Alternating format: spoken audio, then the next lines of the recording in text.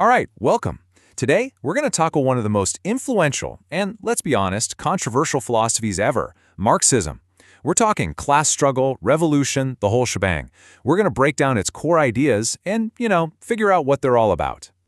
So, to really get a handle on Marxism, we have to start with this absolutely massive question, the one that Karl Marx himself was obsessed with.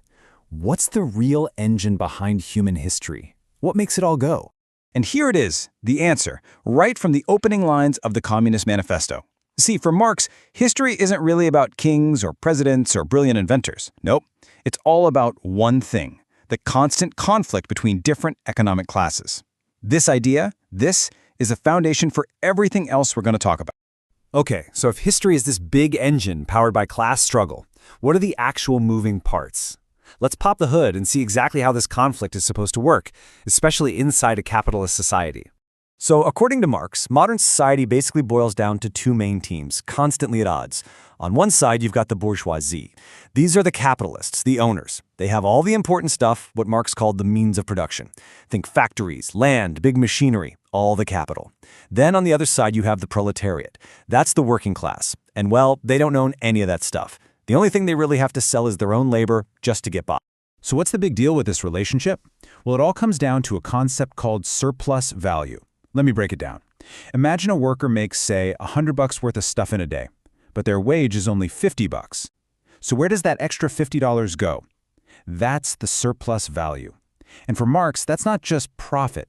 He saw it as the literal mathematical formula for exploitation, value that's created by the worker but taken by the capitalist.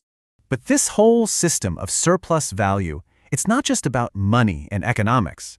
Marx argued it has a really deep human cost. He called it alienation. And it's this profound sense of being disconnected from your work, from yourself, from everything that he believed was a direct result of this system. So, what does this alienation actually feel like?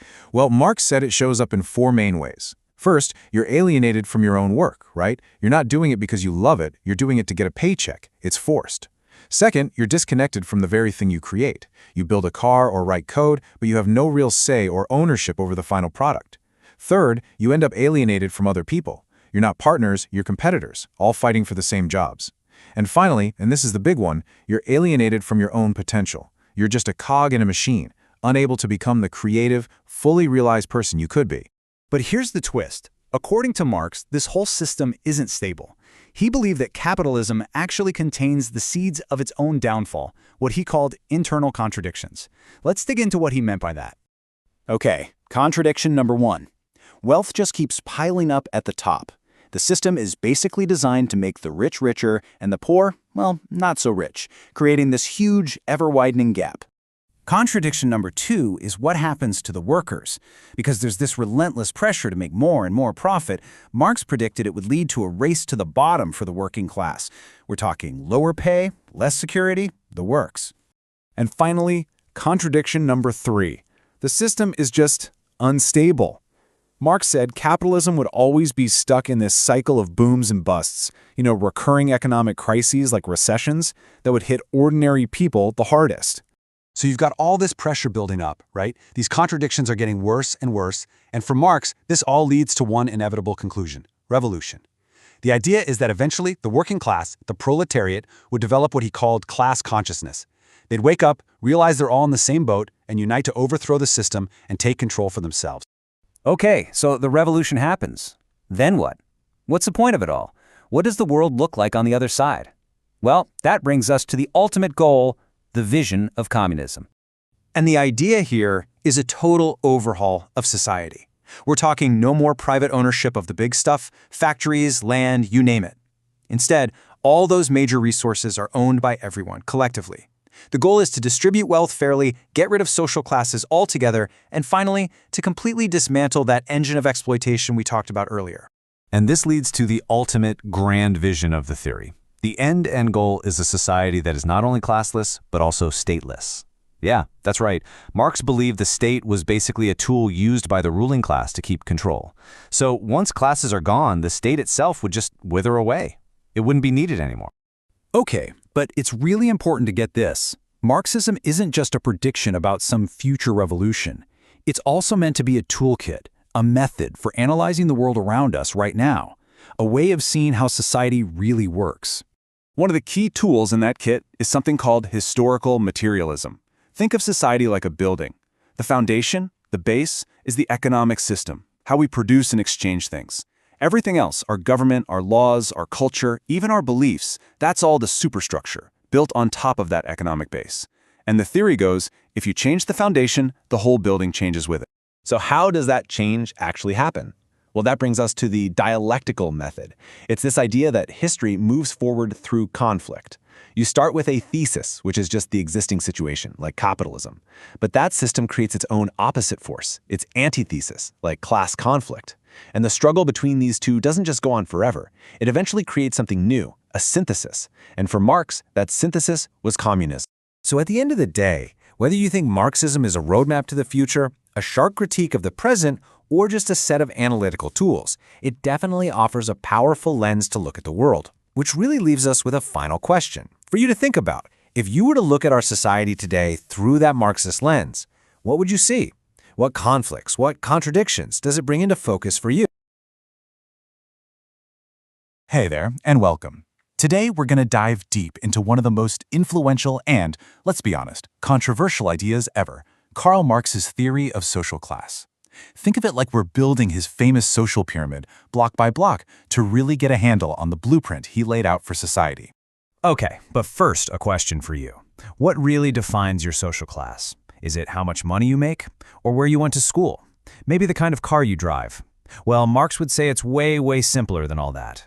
For him, your entire place in society, it all comes down to the answers to just two really basic questions. All right, so here's the game plan for today. We'll kick things off with Marx's core blueprint. Then we'll take a tour of the pyramid, starting with its huge base, the proletariat, and climbing all the way to the peak, the bourgeoisie.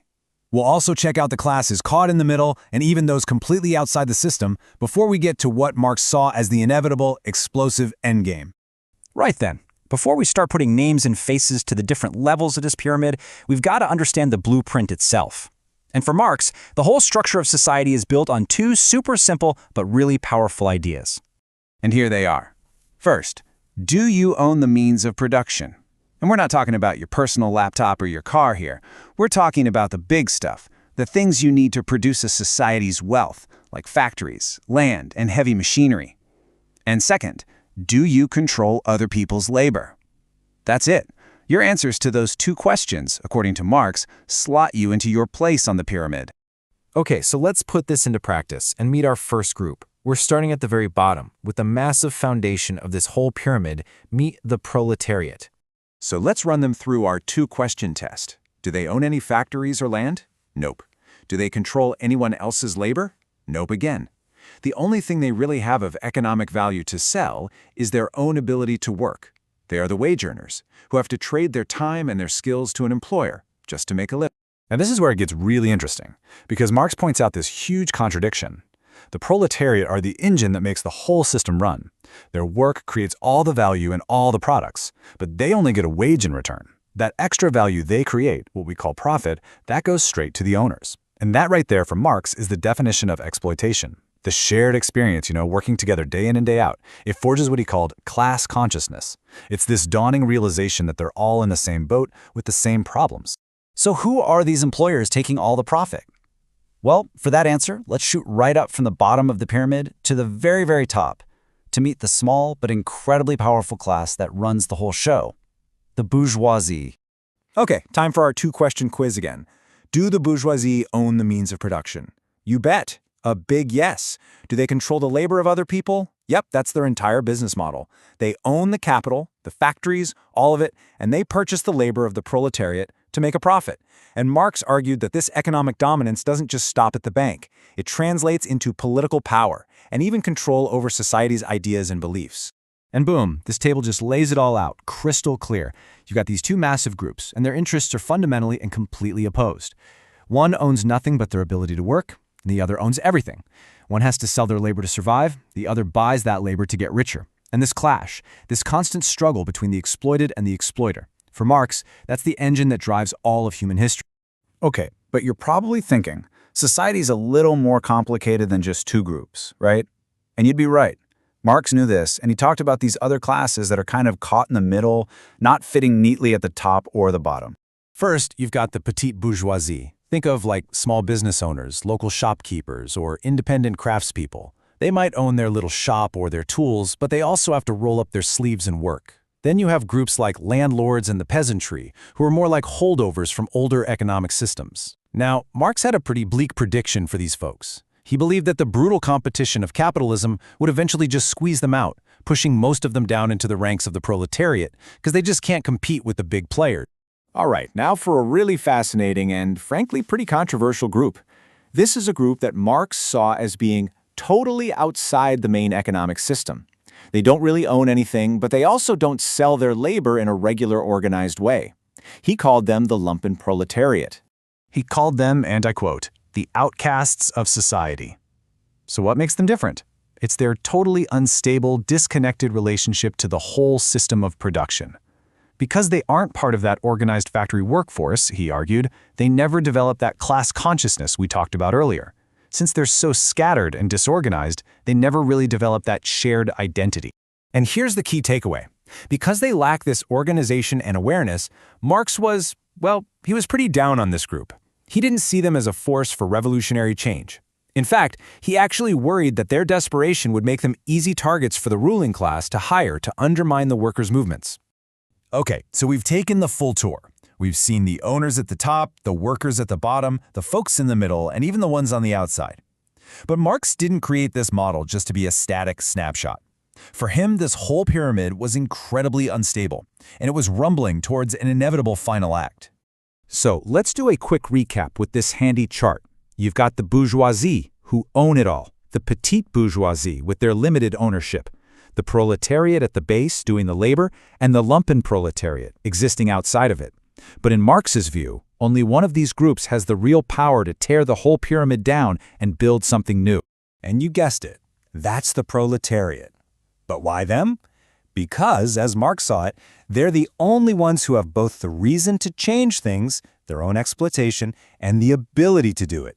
It's their massive numbers, their critical role in making everything run, and that class consciousness they develop that gives them the collective muscle to actually challenge the system, overthrow the bourgeoisie, and create a totally new, classless society. They are, for Marx, the revolutionary class. And that's our whirlwind tour of Marx's social pyramid. But of course, it all leaves us with one big lingering question. Is this map, drawn up way back in the 19th century, still useful for understanding our incredibly complex world today? That's something for you to think about. Thanks so much for joining me. Welcome to The Explainer. Today, we're going to tackle some really big ideas. We're going to build a model of society, brick by brick, to get a handle on one of the most influential theories out there. So what's really going on under the hood? What's the hidden engine that actually drives society forward? That's the big question, right? To answer it, we're going to construct a model, piece by piece, and see just how this theory claims it all connects. All right, let's get into it. Here's how we're going to break it down. First, the structure of society, then the conflict that pops up, the engine of profit, which is a huge one, the path to awareness, and we'll wrap it all up with a quick review. Okay, first things first. If you're going to build something, you need a blueprint, right? Well, according to this model, society's blueprint is something called the base and superstructure. It's actually a pretty cool way to think about it. Imagine society is a giant building. The foundation, the thing holding it all up, is the base. That's all the economic stuff, the factories, the technology, the labor, and crucially, who owns all of it. Then everything else, everything, our culture, our laws, our political systems, even our schools, that's the superstructure, built right on top of that economic foundation. But here's where it gets really interesting. It's not just a one-way street where the economy dictates everything. Nope. The superstructure actually pushes back. It reinforces the base. Think about it. Laws are written to protect property rights, and our education system teaches certain values. It all works to keep that economic foundation stable and looking like the natural way of doing things. So you've got this structure, a base and a superstructure. But what happens when you build a society this way? Well, the theory argues it creates this built-in, almost inevitable tension. And that tension has a name: class conflict. It's basically the constant friction, the push and pull, between different groups in society. And where does it come from? It bubbles right up from that economic base we were just talking about, all because wealth and power aren't shared equally. In a capitalist system, this conflict really boils down to two key players. On one team, you've got the bourgeoisie. These are the owners, the folks who control the means of production, the factories, the tech, you name it. Their goal? Simple. Maximize profit. On the other team, you have the proletariat. These are the workers, the people who sell their time and labor to survive. Their goal? Better wages, better conditions. You can already see how their interests are just not going to line up. Okay, so we have this conflict over profit, but where does that profit actually come from? What's the mechanism that's really driving this whole thing? This brings us to what is arguably the most important piece of the puzzle, the absolute core of this theory, the engine of profit. And that engine is called surplus value. Seriously, if there's one concept you take away from this explainer today, make it this one. It is the key that unlocks how this whole economic system is supposed to work, according to the theory. It's absolutely central. And the idea behind it is actually pretty straightforward. Let's break it down. Say a worker creates $100 worth of value in a day. They get paid, let's say, $50 in wages. So what happens to the other $50? That leftover value, the part of their labor they weren't paid for, that is surplus value. And this is the punchline. That extra value doesn't just vanish into thin air. It gets captured by the owner. It becomes their profit. So, from this perspective, profit isn't just some magic number that appears. It's the direct result of unpaid labor. That's the whole game right there. So, you've got this system built on conflict and this idea of surplus value. The logical next question is, well, what happens next? The theory suggests a path for change, but it doesn't start with protests in the street. It starts inside people's minds with a huge shift in awareness. This process is called developing class consciousness, and it's seen as happening in two key steps. First, you have a class in itself. This is when workers all face the same struggles, low pay, long hours, but they see it as my problem. I'm not working hard enough. Then comes the big leap. They become a class for itself. That's the aha moment when they realize, wait a minute, this isn't just my problem. We're all in the same boat, and it's the system that's causing it. That's when they start to unite. So really, class consciousness is all about that powerful transformation. It's about going from being a bunch of isolated individuals to becoming a single, united group that knows where it stands and has the power to actually do something about it. All right, we did it. We've built our model from the ground up. Now, just to make sure it all sticks, let's do a super quick review of the main building blocks. This lays it all out perfectly. You start with the economic base, which shapes the superstructure, our culture and laws. That setup leads to class conflict. And what fuels that conflict? The creation of surplus value. That's the engine of profit we talked about.